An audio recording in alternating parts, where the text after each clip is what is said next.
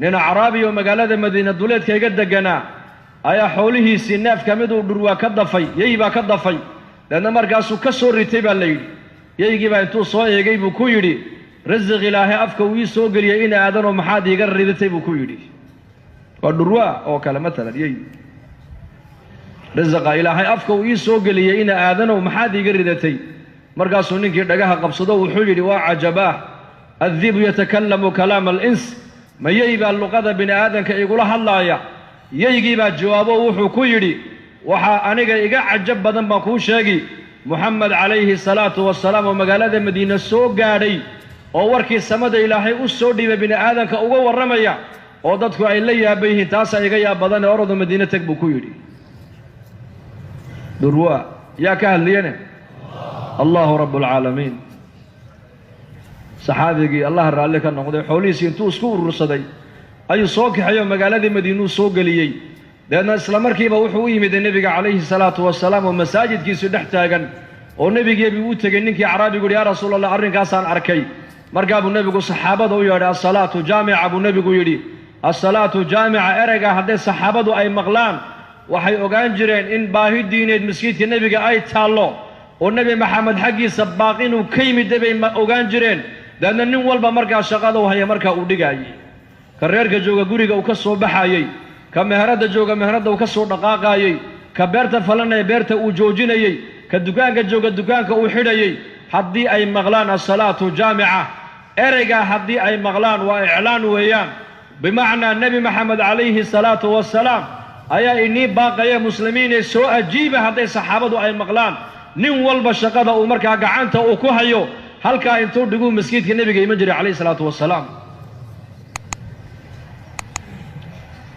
waa taa iminka innaka ijtimaaca laynoogu yeedhay weeyaan kulan diineed baa jira macneegu waa maxay baaq diineed baa jira soo ajiiba weeyaan yaa macshara almuslimiin markaz alhidaaya jamaaco keliya maaha waxaa ku kulmaysa ummadoo dhan baa loogu baaqa ijtimaaca inay ka soo qayb gasho oo waxaa la leeyahay war kulan diineed baa jira nuqsaan diineed baa caalamka taalle nuqsaan adduunye maanta adduunyada ma taallo nuqsaan adduunyo adduunka ma taallo bal adduunyadu maanta way biirtay nolosha bini aadamkuna cidhiidhi bay sii galaysaa haddaan doonayna inay bini aadamku cidhiidhiga ay ka baxaan waa rujuuc ila diin waa in diinta loo soo noqdaa markaa nuqsaan diineed baa dalkeenna iyo caalamkaba taalle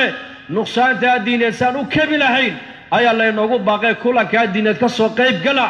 zamankii nebiga waxaa loon jiray assalaatu jaamica hadday saxaabadu ereygaa ay maqlaan waxay ogaan jireen ay garan jireen in masjidkii nebi maxamed calayhi salaatu wasalaam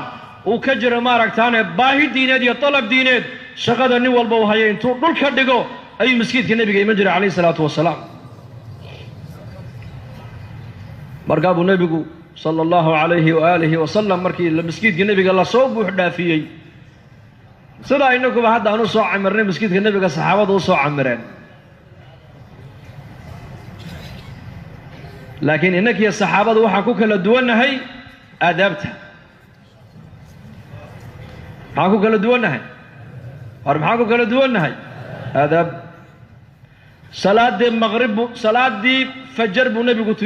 tujiyey jamaca fii xajati alwadaac mambarkuu fuulay khudbad buu nebigu bilaabay calayhi salaatu wasalaam markaasaa nebiga lagu yidhi yaa rasuula allah salaaddii duhur baa la gaadhay xilligeedii uu ka daadegay nebigu calayhi salaatu wasalaam duhurkii oo qasrigu nebigu saxaabada tujiyey haddana mambarkuu dib ugu noqday casarkii baa gaadhay baa nebiga lagu yidhi uu ka daadego 2 ragco casarkii buu nebigu tujiyey haddana maqribkii baa gaadhay baa nebiga lagu yidhi salaaddii maqrib buu nebigu khudbaddu subaxdii bilaabay ku joojiyey mayna soomaneen asxaabta rasuulku biyana may dalban fadhigay fadhiyona may bedelin baa la yidhi khudbadda nebigu calayhi salaatu wasalaam uu fajarkii bilaabay ilaa iyo maqribkii saxaabadu waxay yidhaahdeen wixii tegayna nebigu waa ka warramay waxa joogana uu ka warramay waxa soo socdana nebigu uu ka warramay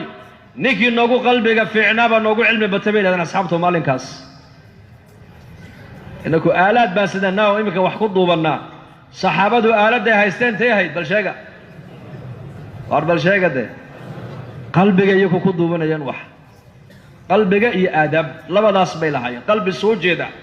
iyo aadaab iyo ixtiraam bay ku fadhiisanayeen markay nebiga hor fadhiyaan. salaadii maqrib fajar markuu nebigu mambarka fuula maqrib buu ka daadegay. hadalladu ku soo gebagabeeyena waxaa ka mid ahayd laa nabiya bacdii walaa ummata bacdikum, aniga nebi inigama dambayn doono, ininkana ummad inigama dambayn doonta buu nebigu yidhi. kiina xaadirka ilo joogow kiina maqan gaadhsii buu yidhi. bal fiirso, kiina xaadirka halkaa joogow ka maqan gaadhsii. lidaalika saxaabada rasuulka ridwaanullaahi calayhim ajmaciin assalaatu jaamicatun haddii ay maqlaan, maaha ereygaasi aadaan maaha, aadaanka markii dambe siiqadda aadaanka ilaahay ummadda u furay, laakiin mar kastoo baahi diineed uu nebigu saxaabada uu raba inuu la kulmaba waxau odhan jiray ereygaa dhahada buu odhan jiray assalaatu jaamica. markaasaa masjidka lasoo buux dhaafin jiray. markaa buu nebigu u yeedhay ninkii carabigii, kaalay waryaa buu yidhi, waxaad aragtay halkan joogso ummadda u sheeg buu ka yidhi. waa ninkii carabigii ee dhurwaagu la hadlay. ku salliya rasuulka.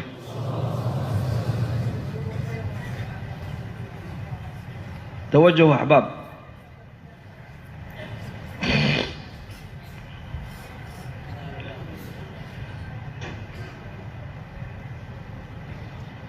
markaasuu uga waran yidhi waxaad la kulantay u sheeg asxaabta. xayawaan hadlay oo xaq ku hadlay yaa ka hadliyey allahu rabb alcaalamiin jala jalaaluh.